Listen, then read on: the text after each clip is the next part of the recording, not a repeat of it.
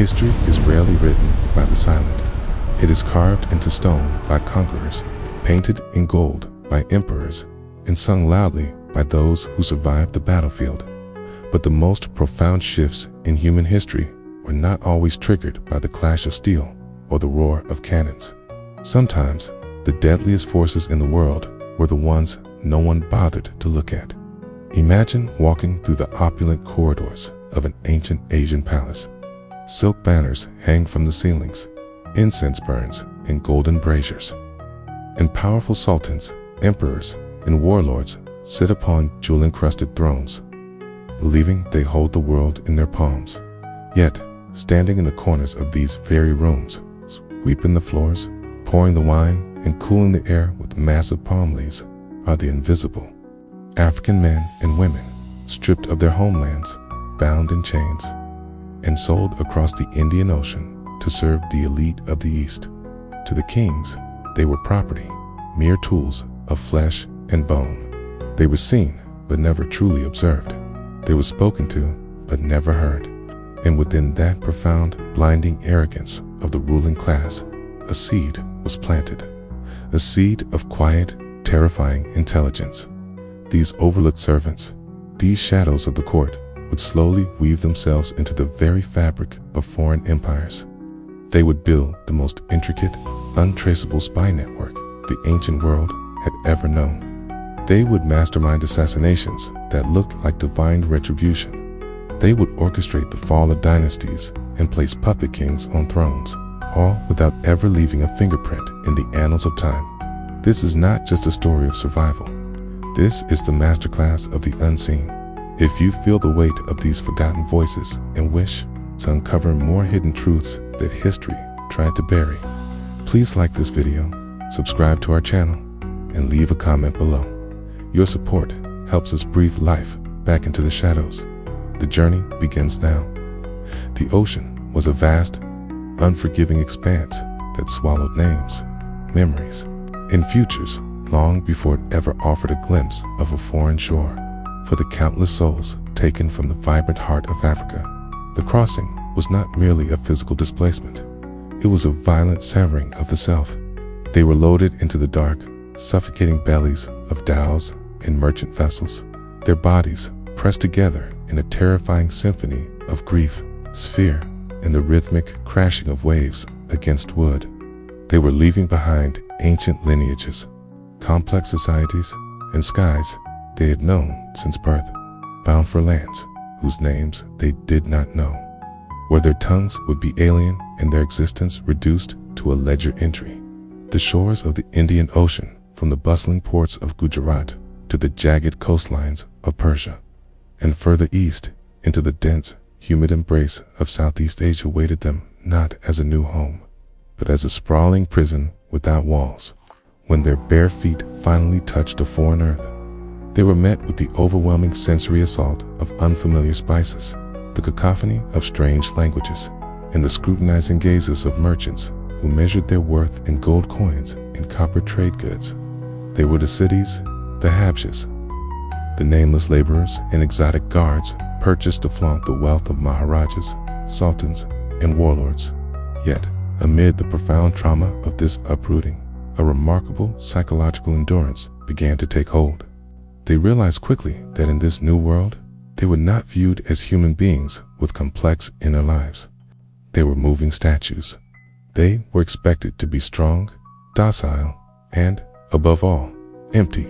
The pain of their exile was buried deep within, locked away in a fortress of the mind where no slaver could reach. Outwardly, their faces became masks of perfect obedience. They learned to cast their eyes downward, to walk with a quiet, measured step that disturbed neither the air nor the temper of their masters. This imposed silence, meant to strip them of their agency, inadvertently became their sanctuary. In the deafening noise of the foreign courts, where courtiers bickered for favor and kings boasted of their conquests, the African servants remained still. They became the ultimate observers. They watched how the light fell in the throne rooms, how the shadows stretched across the marble floors, and, most importantly, how power moved from one hand to another. They were strangers in a strange land, completely isolated from their past. Yet, it was precisely this absolute detachment that allowed them to see the fragility of the empires they served. The monarchs they bowed to believed that chains and whips were enough to break the human spirit. They did not understand that when you take everything away from a person, you leave them with nothing to lose, in a mind entirely unburdened by the illusions of the ruling class. The ocean had taken their homes, but it had washed away their fear. They were no longer just captives. They were the quiet witnesses to the beginning of the end. The illusion of invisibility is perhaps the greatest tactical advantage one can possess in a world obsessed with status. In the grand palaces of the Deccan Sultanates, the Mughal Empire, and the distant courts of the East, a strict hierarchy dictated every interaction. A king only looked in the eye of a nobleman. A nobleman only acknowledged a wealthy merchant. But the servant pouring the wine, holding the parasol, or cleaning the blood from a master's blade, they were less than a shadow. They were the furniture. The African servants quickly grasped the profound power hidden within this systemic blindness. Their masters spoke freely in front of them, discussing military strategies, treacherous plots, financial ruins, and illicit affairs, completely ignoring the dark-skinned individuals standing just feet away. The arrogance of the elite was so absolute that they genuinely believed these tools lacked the intellect to comprehend the complex web of court politics, let alone weaponize it. This blind spot became the fertile soil in which the network's roots began to grow. The servants perfected the mask of servitude. They learned to control their breathing, to maintain a vacant, unassuming expression, even when they heard secrets that could bring an empire to its knees. A cupbearer would stand frozen, holding a golden goblet, while two princes plotted the assassination of their father, the emperor. A bodyguard would stand rigid outside a silken tent, listening to the desperate whispers of an ailing general confessing his military vulnerabilities.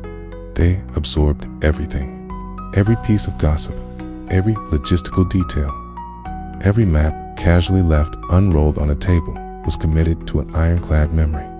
They realized that power was not just armies and gold. Power was information. And in these opulent halls, information flowed like water, freely spilling from the lips of careless men who thought they were alone. The servants became living archives of their master's sins and weaknesses. They began to understand the subtle cues of deception, twitch of the eye, a tremor in the voice, the smell of fear masked by heavy perfumes. They mapped the psychological landscapes of the rulers better than any royal advisor ever could. They knew which lord was driven by greed, which was paralyzed by paranoia, and which could be easily manipulated through vanity. This gathering of intelligence was not initially an organized conspiracy. It was a collective, instinctive survival mechanism. By knowing the moods and secrets of their masters, they could anticipate violence, avoid punishment, and navigate the treacherous waters of palace life. But as the volume of the secrets grew, so did the realization of their immense untapped value. The mask of the lowly servant, once worn out of necessity, transformed into a deliberate, calculated disguise. They were the ghosts haunting the corridors of power, watching the mighty dance on the edge of a precipice, waiting for the perfect moment to give them a gentle, unseen push. To possess information is one thing, but to transmit it without raising suspicion is the true art of espionage. The African servants were scattered across vast territories, placed in different households, rival courts, and opposing military camps, to transform their isolated observations into a cohesive, actionable web of intelligence. They needed a language that their masters could not decipher. They could not write letters. They had no access to couriers, and any overt meeting between servants of rival houses would mean instant death. Therefore, they invented the language of silence. They embedded their communications into the very fabric of their forced labor. The rhythmic pounding of a mortar and pestle, preparing spices in a royal kitchen, could tap out a warning of an impending attack. The specific way a turban was wrapped, or than not used to tie a sash, indicated the level of security around a particular nobleman when they accompanied their masters to crowded bazaars or grand diplomatic banquets. They exchanged volumes of information through a fleeting glance, a subtle tilt of the head, or the seemingly clumsy dropping of a silver tray. They repurposed the songs and chants of their lost homelands, singing them while doing hard labor. To the ears of the overseers, it was just the melancholic noise of the enslaved. To the initiated, the lyrics were encoded with precise logistical data, troop movements, the location of hidden treasuries, or the names of corrupt officials willing to accept bribes. They utilized the networks of trade, embedding messages in the patterns woven into cheap baskets or the arrangement of fruits in a delivery cart. The genius of their system lay in its absolute mundanity. It was invisible because it was entirely ordinary. A servant sweeping the courtyard steps was not seen as a spy mapping the patrol routes of the palace guard. He was just a servant sweeping the steps. An African woman braiding the hair of a princess was not recognized as an interrogator, extracting the psychological weaknesses of the royal family. She was just a skilled hairdresser. Through these invisible threads, the disparate servants began to weave a formidable underground organization. The Habshi in the military camp knew the Sultan's battle plans before the generals did, because the city servant in the war room had transmitted the information through the merchant delivering grain the day prior. They became a single, sprawling organism, a hive mind operating in the shadows of multiple empires. They transcended their tribal differences in the geographic vastness of their captivity, united by a shared suffering and a growing, dangerous awareness of their collective power. They were no longer just gathering secrets to survive. They were actively cataloging the structural flaws of the societies that had enslaved them. The language of silence became louder than any royal decree, echoing through the hidden layers of the world, preparing the ground for a silent revolution that no king would ever see coming until it was too late.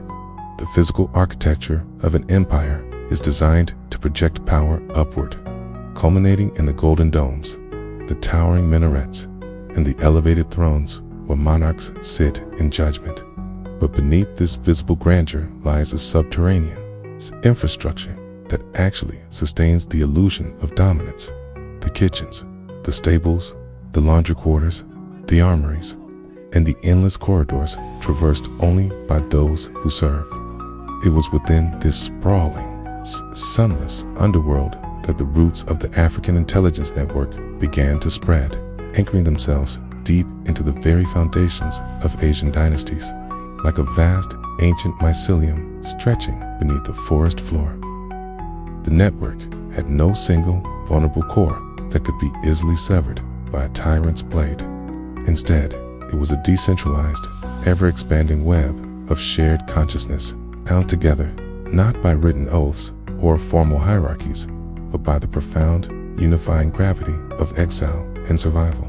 As the monsoon winds brought new merchant fleets carrying more enslaved cities and Habshas to the bustling ports of the Indian Ocean, the network effortlessly absorbed them. The older generation, those who had already mastered the art of the invisible, became silent mentors to the newly arrived.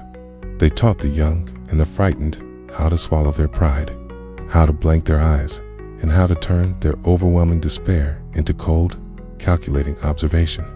The spaces that the ruling class deemed lowly and unworthy of their attention became the nerve centers of this shadow organization. The royal kitchens, filled with the chaotic noise of clattering copper pots and the roaring heat of massive ovens, served as the perfect cover for the exchange of vital military intelligence. A servant carrying a heavy sack of grain from the market could whisper a troop movement to the butcher, who would then pass it to the cupbearer preparing the evening wine. The stables, pungent with the smell of horses and hay, were not just places of labor. They were academies of sabotage, where grooms learned how to subtly weaken a saddle girth or feed a warhorse, a specific route that would render it lethargic on the eve of a crucial battle. This subterranean expansion was agonizingly slow, requiring a patience that spanned across generations. They were not building an army to march on a capital. They were cultivating a phantom force that existed everywhere and nowhere simultaneously. They realized that true power does not lie in the ability to strike a heavy blow, but in the capacity to alter the environment in which the blow is struck. By embedding themselves into the domestic routines of the nobility, they gained control over the intimate, microscopic details of their masters' lives.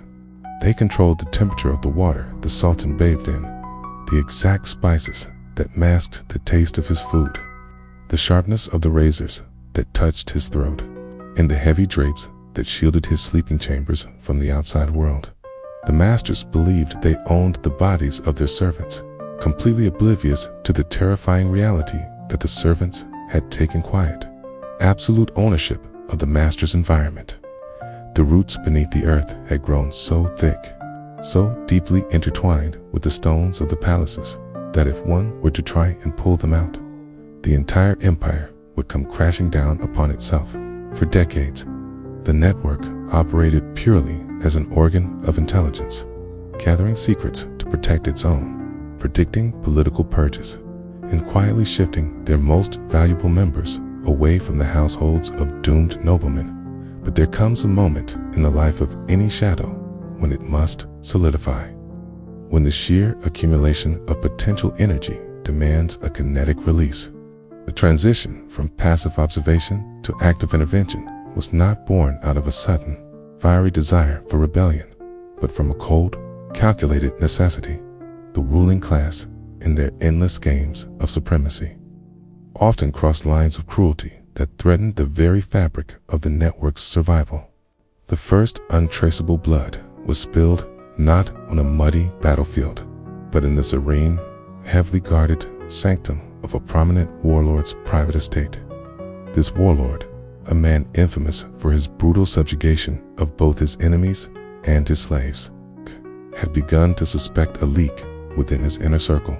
His paranoia was a blunt instrument, and he threatened to execute his entire retinue of foreign servants if the traitor was not found.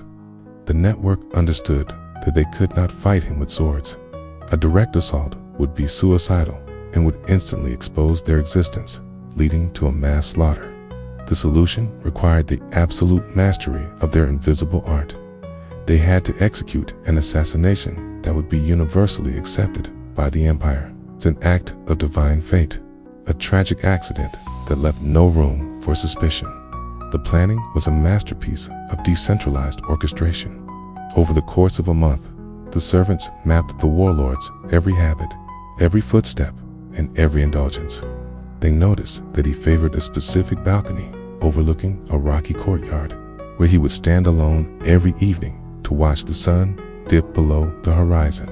The operation was divided into fragments, executed by individuals who did not even know the full scope of the plan.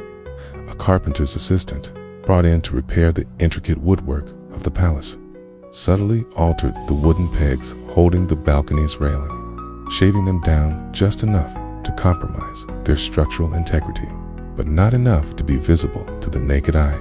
A gardener, tasked with tending the climbing vines that wrapped around the stone pillars, carefully applied a corrosive sap to the iron brackets supporting the structure, allowing the humid air to accelerate the rusting process over several weeks. On the chosen evening, as the warlord stepped out onto the balcony, leaning his considerable weight against the railing to gaze at his dominion, the weakened structure finally gave way. The snap of the wood and the groaning of the rusted iron were swallowed by the sudden, violent crash of his body hitting the unyielding stones below. The empire mourned the tragic, untimely death of a great military mind, blaming the shoddy craftsmanship of local builders and the unpredictable nature of decaying architecture. The warlord's heirs scrambled for his wealth, and his enemies secretly rejoiced. But in the quiet, dim corners of the estate, as the African servants swept the very courtyard where the blood had pooled, a profound, silent understanding passed between them. They had reached out from the darkness and altered the course of history. They had slain a monster not by becoming monsters themselves, but by simply helping gravity do its work. The first blood had been drawn, and the shadows realized they were no longer just the audience to the play of empires. They had become the invisible directors, once the threshold of violence had been crossed. The network recognized that they needed to refine their methods of execution. The traditional warfare of the Asian empires was loud, chaotic, and obsessed with martial glory. Kings rode into battle on armored elephants. Generals wielded jewel-encrusted swords, and death was a public spectacle meant to inspire fear and obedience. The African servants rejected this paradigm entirely. To them, the display of force was a sign of vulnerability, an ego-driven vulnerability that exposed the attacker to retaliation. Their warfare was rooted in the philosophy of the void, the art of striking without a weapon, of killing without leaving a wound, of erasing a life so smoothly that the transition from breath to stillness seemed entirely natural. They became the undisputed masters of poison and silk, turning the opulent symbols of their masters' wealth into the very instruments of their demise. The kitchens and apothecaries of the palaces became their laboratories. They did not rely on the crude, fast-acting venoms that would cause a king to froth at the mouth and convulse at the banquet table, for such a death would immediately trigger a lockdown and a ruthless investigation. Instead, they specialized in the slow, agonizingly subtle art of cumulative toxicity. They studied the local flora, the exotic spices imported from distant lands, and the rudimentary alchemy practiced by court physicians. They discovered how to extract heavy metals and untraceable plant toxins, grinding them into a fine, tasteless powder. This powder was then introduced into a targeted nobleman's diet over a period of months. A fraction of a grain mixed into his morning tea, egg dusting baked into his favorite pastries, a microscopic drop dissolved in his evening wine. The target would slowly begin to suffer from lethargy, mysterious fevers, and the gradual failure of his organs. The court physicians, baffled by the symptoms, would diagnose it as a severe imbalance of the humors or a curse sent by rival gods. By the time the target finally succumbed, his body withered and his mind clouded. The servant who had delivered the fatal doses had long since been reassigned to another sector of the palace, completely disassociated from the prolonged illness. But there were times when a slow death was a luxury the network could not afford, when a political threat required immediate, yet silent, removal. In these moments, they turned to the silk cord. Silk was the ultimate emblem of status in the East, a fabric reserved for the elite, traded across continents, and worn to display unquestionable power. The irony of using a silken sash to extinguish the life of a tyrant was a poetic justice understood only by the shadows. The method required terrifying physical strength, perfect timing, and nerves of absolute steel. An operative would wait in the suffocating darkness of a bedchamber, sometimes standing perfectly still behind a heavy curtain for hours, listening to the rhythmic breathing of the sleeping target. When the moment was right, the attack was lightning fast and entirely silent. The silk cord was slipped around the throat, cutting off the airway and compressing the carotid arteries simultaneously.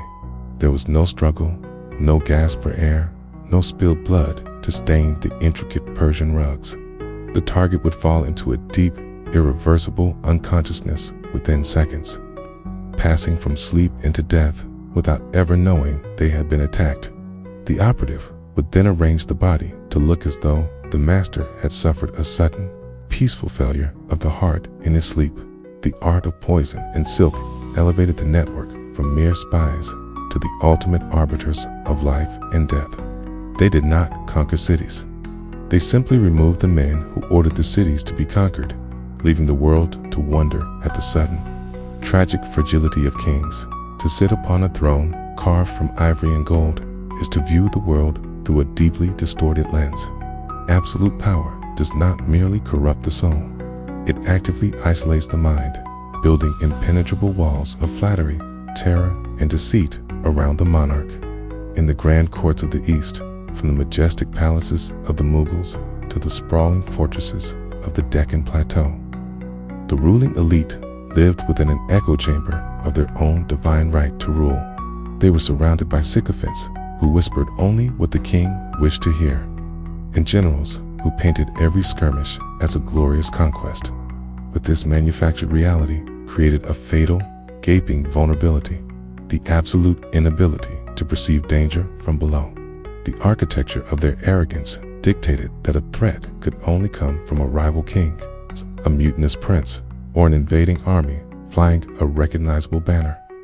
They looked outward across their borders, their eyes fixed on the horizon, completely blind to the silent catastrophe brewing at their very feet.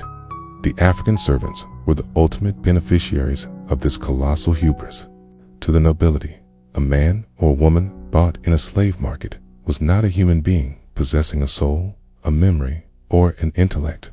They were categorized alongside the ornate rugs, the hunting falcons, and the jeweled, hookless living furniture, animated tools designed solely for the comfort of their masters. It was a structural blindness so profound that it bordered on delusion. An emperor would fiercely guard his military maps from his own brothers, locking them in iron vaults.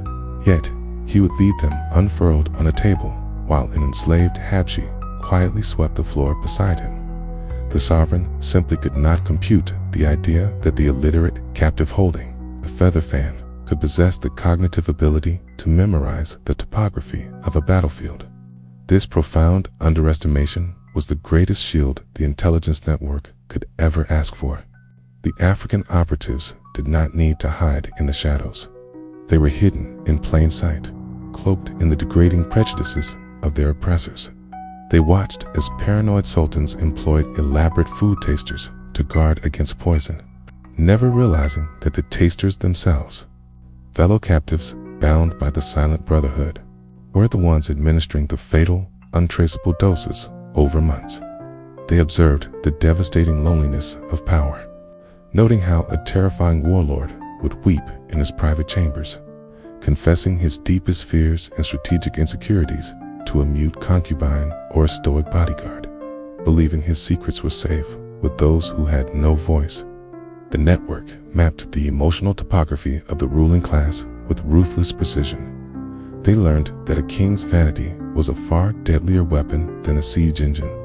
By understanding the intricate, often fragile psychologies of the men who claimed to own the world, the invisible servants realized they did not need to raise an army to destroy an empire.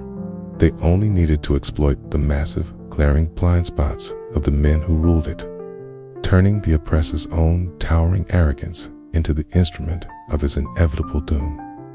Once the geography of the oppressor's mind was fully mapped, Tia, the shadows recognized the terrifying extent of their own capability. Assassination, no matter how flawlessly executed, was ultimately a finite strategy to truly dismantle the structures of their captivity. The network evolved from acting as silent executioners to becoming the invisible architects of geopolitical ruin.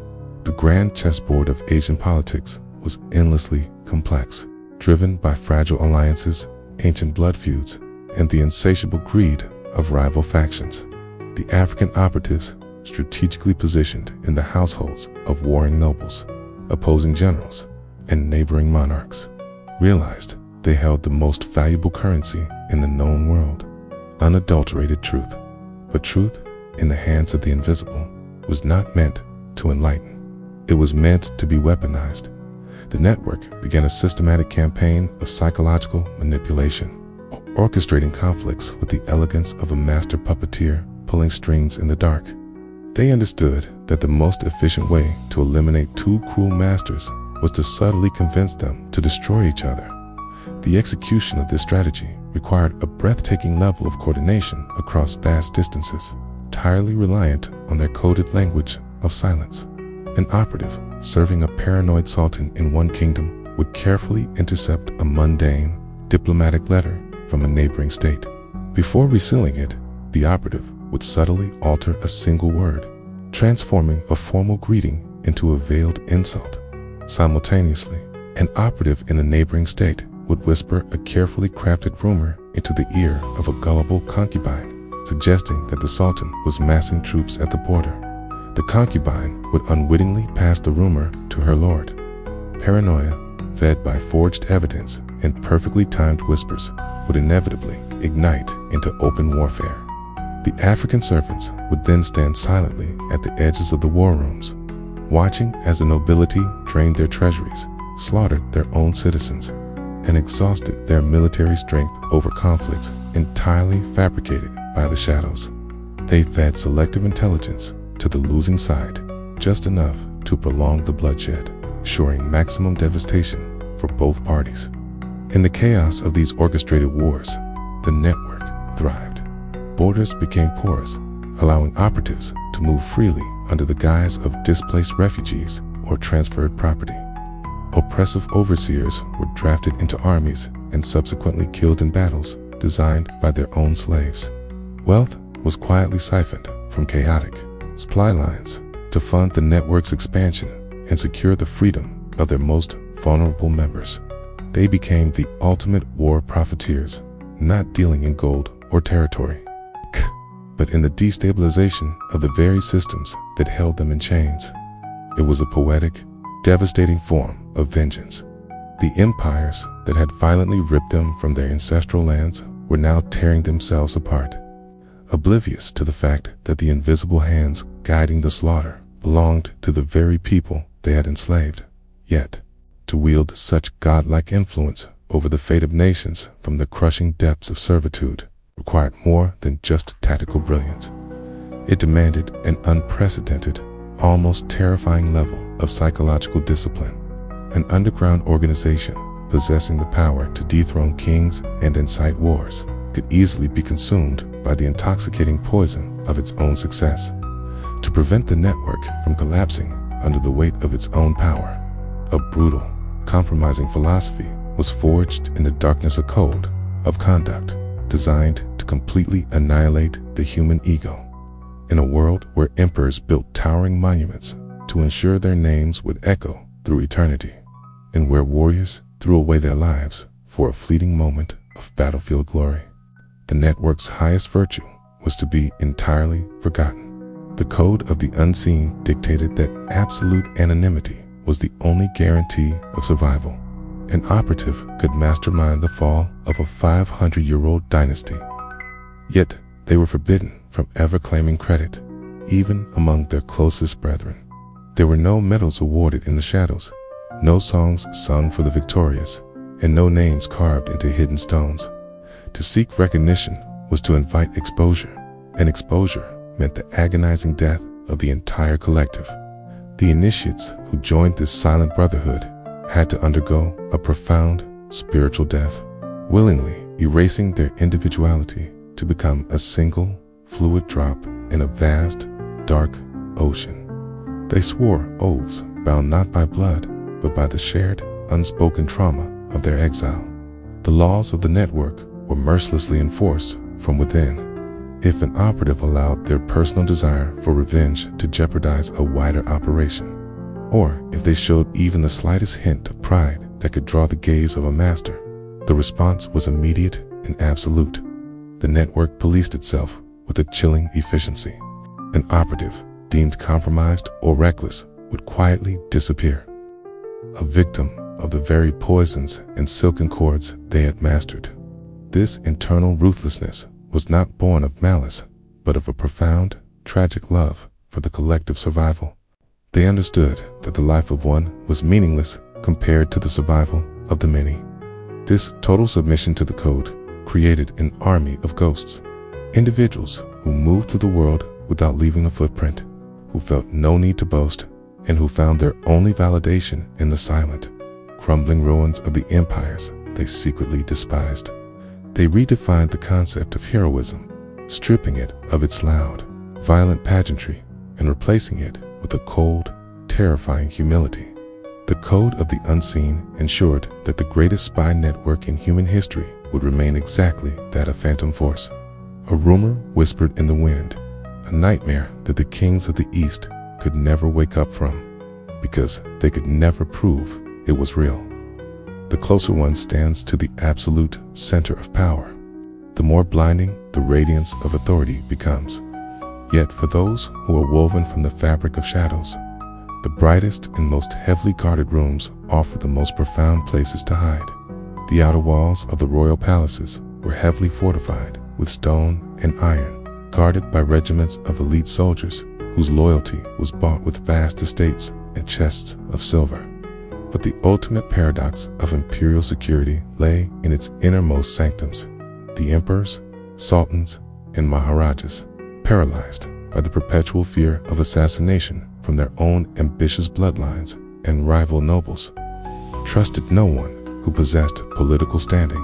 Instead, they sought to insulate themselves with individuals completely, entirely severed from the complex web of aristocratic allegiances. They demanded servants whose very existence depended entirely on the breath of the sovereign. This fatal miscalculation created a vacuum at the most intimate core of the empire.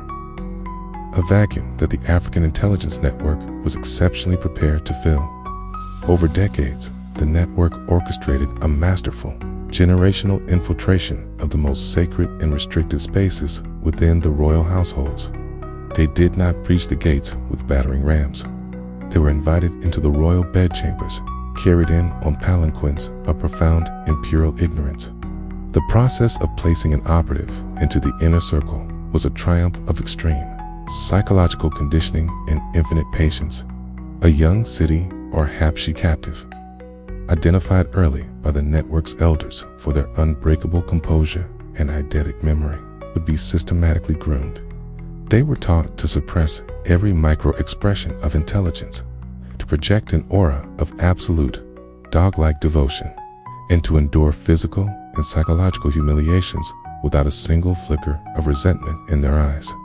The empires vetted their personal servants based on physical strength, exotic aesthetic appeal, and perceived docility, entirely unaware that they were selecting the most hardened, brilliant operatives of a subterranean army. These carefully cultivated individuals eventually became the royal cupbearers, the personal bath attendants, the keepers of the sovereign's wardrobe, and the formidable bedchamber guards who stood watch in the dead of night. They held the razor to the emperor's throat during his morning shave. They tasted every lavish dish presented at the banquet table to ensure it was free of venom. They massaged the weary limbs of warlords, listening to the murmurs of men hovering on the vulnerable edge of sleep. The physical intimacy was absolute, yet the emotional distance was an unbridgeable chasm. To stand behind a sovereign, pouring sweet wine into his golden goblet, while possessing the silent power to extinguish his lineage with a single drop of colorless liquid, required a godlike restraint. The operatives in the inner sanctum were the ultimate arbiters of patience. They understood that their proximity was not merely an opportunity for immediate violence, but a vantage point to observe the microscopic fractures within the sovereign's mind. They became the silent confessors to men who believed themselves to be deities, gathering the raw, unfiltered terrors, the paranoid delusions, and the hidden affections of the rulers. By controlling the physical environment of the monarch, the temperature of his room, the scheduling of his visitors, the dosage of his medicinal opium, the invisible servants subtly manipulated his psychological state, preparing the ground for catastrophes that the sovereign would ultimately bring upon himself. To witness the collapse of a monumental empire, to observe a tragedy of physics, where the sheer, crushing weight of a structure becomes the very instrument of its own obliteration. The network did not merely wish to assassinate a single cruel monarch. They aimed to demonstrate the fundamental fragility of the systems that authorized their enslavement. Their masterpiece of destruction unfolded within one of the most prosperous and terrifying sultanates of the era, a dynasty that had stood invincible for centuries, boasting an army that darkened the horizon and a treasury that rivaled the legends of antiquity. The fall of this colossus was not precipitated by a foreign invasion or a peasant uprising, but by a meticulously choreographed symphony of whispers, orchestrated entirely from the shadows of the royal court. The architecture of the collapse was designed to weaponize the Sultan's own towering paranoia against the pillars of his state. The network, utilizing its operatives deeply embedded within the households of the Grand Vizier, the supreme military commander, and the Crown Prince, began to weave a complex tapestry of forged treachery. It started with a perfectly timed silence, a critical piece of military intelligence regarding a minor border skirmish was deliberately delayed by a royal messenger loyal to the network. When the Sultan eventually learned of the incursion, the delay was subtly framed by a trusted cupbearer through an ostensibly innocent remark as a deliberate withholding of information by the Supreme Commander. The seed of doubt was planted. Weeks later, an operative working in the Grand Vizier's archives carefully altered a taxation ledger, creating a flawless illusion that the Vizier was quietly embezzling gold to fund a private mercenary army. These manufactured realities were slowly, agonizingly fed into the Sultan's deteriorating psyche. The network controlled the flow of information with surgical precision, ensuring that every piece of evidence discovered by the Sultan's loyal spies perfectly corroborated the false narrative. The African operatives, serving as bedchamber guards, reported hearing the Crown Prince muttering treasonous oaths in his sleep. The royal food tasters staged near-fatal poisonings, dramatically collapsing at the banquet table, thereby convincing the Sultan that his own family was actively attempting to murder him. Consumed by a terrifying, isolating madness, the Sultan turned his vast, destructive power inward. He ordered the execution of his most brilliant and loyal general, shattering the morale of the army. He imprisoned and tortured his Grand Vizier, paralyzing the administrative bureaucracy of the state. He exiled his own heirs, plunging the royal court into a chaotic, blood-soaked struggle for succession. The network simply stood back and watched as the immune system of the empire attacked its own vital organs. They did not need to raise a single blade to defeat an army of 100,000 men. They merely convinced the man who commanded them to burn his own kingdom to the ashes. When a neighboring rival finally marched upon the capital, they found the gates unguarded, the treasury plundered by deserting factions, and the once invincible Sultan babbling to empty thrones. The empire had been entirely hollowed out from within, its mighty pillars devoured by invisible termites.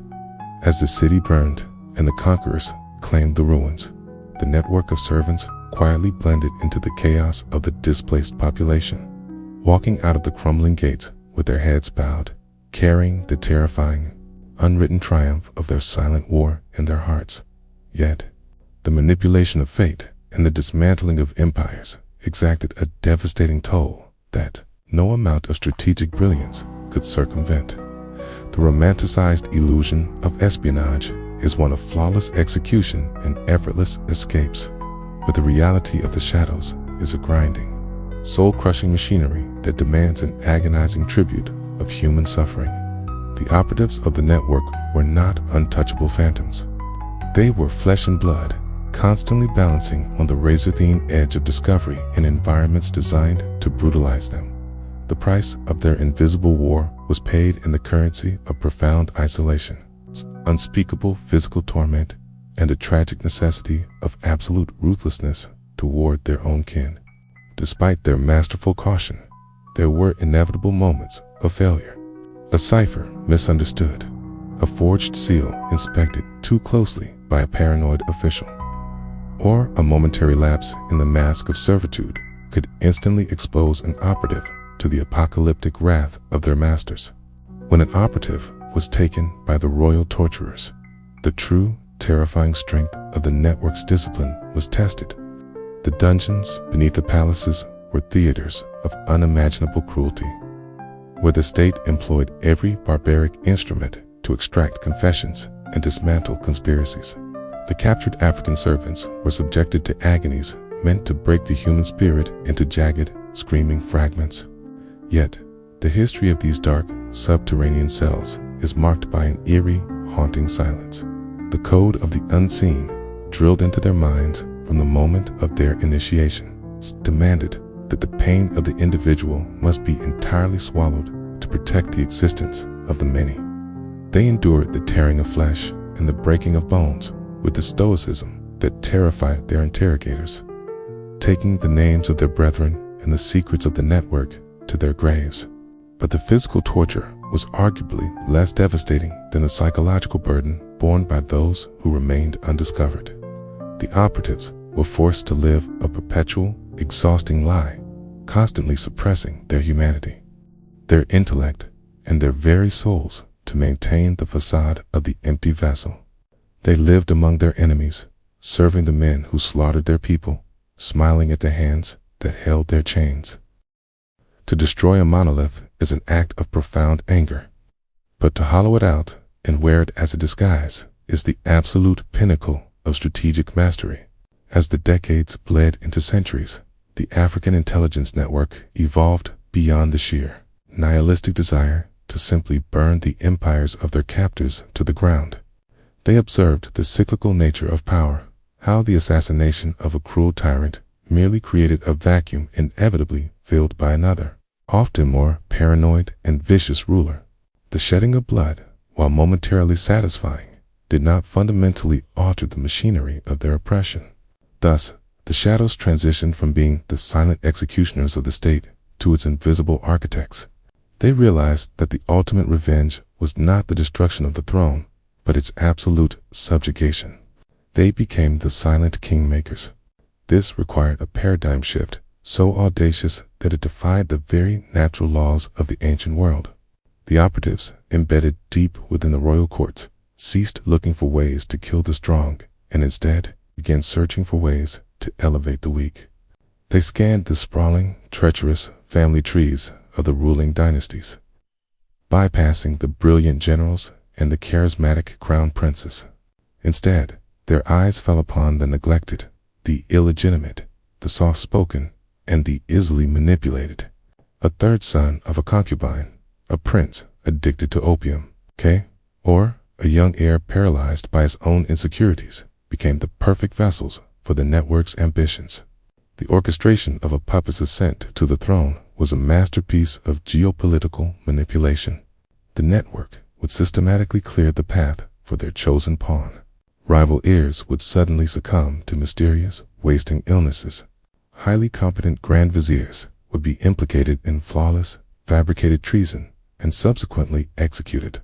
Brilliant military commanders would find their supply lines inexplicably sabotaged during critical campaigns, leading to their disgrace and exile. Through this terrifying, unseen curation of the royal court, the weak, pliable prince would suddenly find himself the last man standing, propelled to the pinnacle of absolute power, not by his own merit, but by a tide of convenient tragedies. Once the puppet was seated upon the ivory throne, the true reign of the shadows began. The sovereign, acutely aware of his own inadequacies and terrified by the sudden, violent deaths of his rivals, desperately sought comfort and guidance in the only constants in his life, his loyal, unassuming servants. The African operative holding the royal parasol or preparing the sovereign's bath became his most trusted advisor, whispering policy, military strategy, and economic decrees into his ear in the dead of night. The illusion was flawless. In the grand audience halls, the puppet king wore the heavy crown, delivered the booming speeches, and received the terrified bows of his subjects. But behind the silken curtains, it was the enslaved who drafted the laws, controlled the flow of the treasury, and dictated the movement of armies. They elevated their own brethren to positions of covert influence, subtly shifting the vast wealth of the empire to fund the emancipation of their people, to purchase land, and to build hidden sanctuaries. They commanded the mighty forces of Asia without ever lifting a sword, ruling vast populations who never once suspected that the absolute authority they worshipped emanated from the minds of the men and women they bought and sold in chains. It was the most profound, devastating irony in the history of human dominion. The masters were reduced to mere actors reading lines on a stage, while the slaves wrote the script. From the suffocating darkness of the wings, time is the only conqueror that leaves no survivors. And the Shadow Network, despite its godlike manipulation of mortal kings, could not assassinate the turning of the ages. the meticulously balanced ecosystem of Asian empires, with their elephant cavalries, their silken courts, and their reliance on whispered court intrigue was entirely disrupted by a new, terrifying sound, the thunder of broadside cannons echoing across the Indian Ocean, the arrival of Western colonial powers, Portuguese, the Dutch, and eventually the British marked the beginning of a profound and chaotic transformation. These new invaders did not play by the ancient, unspoken rules of the Eastern courts. They did not care for the subtle genealogies of sultans or the divine right of maharajas. They were industrial, bureaucratic, and driven by a relentless, mechanized hunger for global trade monopolies. They brought with them galleons bristling with artillery, fortified trading posts, and a completely different paradigm of subjugation, the African Intelligence Network. Perfectly adapted to the psychological blind spots of aristocratic Asian dynasties, found itself facing an entirely alien architecture of power. The Western colonizers did not rely on intimate, personal retinues of enslaved courtiers in the same manner. They governed through distant boardrooms, heavily armed garrisons, and rigid, heavily documented colonial hierarchies. The intimate spaces where the network had thrived, the royal bathhouses, the private bedchambers, the ancient kitchens were slowly losing their geopolitical significance as true power shifted from the opulent palaces to the fortified docks and the ledger books of foreign trading companies. The elders of the Silent Brotherhood recognized the shifting winds with the same cold, analytical precision they had once used to map the vulnerabilities of a tyrant's mind. They understood that to blindly cling to their old methods in a rapidly changing world would mean total annihilation. The network, which had survived centuries of purges, wars, and internal sacrifices, made the most difficult and profound decision in its entire history, the decision to intentionally dissolve. It was not a defeat, but a masterful, calculated retreat into the fabric of time. The command echoed through the invisible threads of their communication, from the coasts of Gujarat to the deep jungles of Southeast Asia. The operatives were instructed to quietly dismantle the infrastructure of their espionage, to burn the hidden ciphers, and to sever the ties that bound them. They used the massive wealth they had siphoned from the puppet kings to purchase their physical freedom, buying vast tracts of land or integrating themselves into the military ranks of the very empires they had once manipulated, becoming formidable, free mercenaries, naval commanders, and respected landowners. They shed the mask of the invisible servant and stepped into the blinding light of the new era, not as an underground army, but as free men and women. The dissolution of the network was a supreme act of love for the generations to come. The elders refused to bind their children to the suffocating, traumatizing existence of eternal shadows. They sacrificed the greatest weapon the ancient world had ever known, so that their descendants could finally reclaim their names, their voices, and their humanity. The network did not die. It simply evaporated, its brilliant, terrifying essence seeping into the soil of a dozen different nations, leaving behind an altered world that would never truly understand how it had been shaped. The grand tragedy of human memory is that it is inherently obsessed with the visible. History is a jealous curator, reserving its grandest halls for those who build towering monuments, for those who shatter continents with marching boots, and for those who carve their decrees in indestructible stone. It demands a signature. It requires a body count that can be tallied, a banner that can be displayed, and a date that can be memorized by children in classrooms centuries later. Because the African Intelligence Network left none of these crude, loud markers, the official chroniclers of time simply passed over them, dismissing their existence as impossible, or entirely failing to perceive the massive, invisible gravity they exerted upon the ancient world. The names of the brilliant men and women who masterminded the fall of dynasties, who orchestrated the rise of puppet kings, and who endured the unimaginable torments of the subterranean dungeons, are forever lost to the void. There are no statues raised in their honor. There are no epic poems sung to celebrate their silent, devastating victories. But the absence of evidence is not the evidence of absence. To believe that the grand tapestry of human events is woven solely by the hands of the individuals wearing the crowns is a profound, willful ignorance. The true legacy of the unseen operatives does not reside in dusty archives or in the crumbling ruins of the palaces they haunted. Their legacy is inscribed in the very geopolitical shape of the modern world. Every border that shifted because a king grew inexplicably paranoid. Every treaty that was signed because an army was mysteriously starved of supplies. And every bloodline that vanished in the quiet hours of the night are the eternal, unwritten testaments to their power. They proved with terrifying eloquence that the human spirit, even when stripped of every conceivable liberty, possesses a terrifying, boundless agency. They demonstrated that the mind cannot be chained, and that a single, focused intellect operating in the shadows can possess more raw, destructive power than 100,000 men marching in the sun.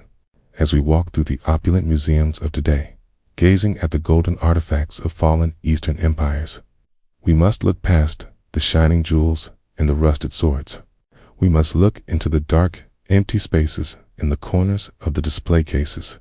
We must remember the individuals who stood in the periphery, holding the fans, pouring the wine, and watching with cold, calculating eyes.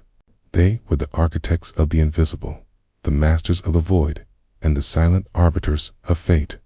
Their story is a haunting reminder that the greatest forces in our world are rarely the ones demanding our attention. The next time you find yourself in a room where power is spoken loudly, take a moment to look at the shadows on the wall. For it is in the absolute stillness of the unseen that history is truly being written.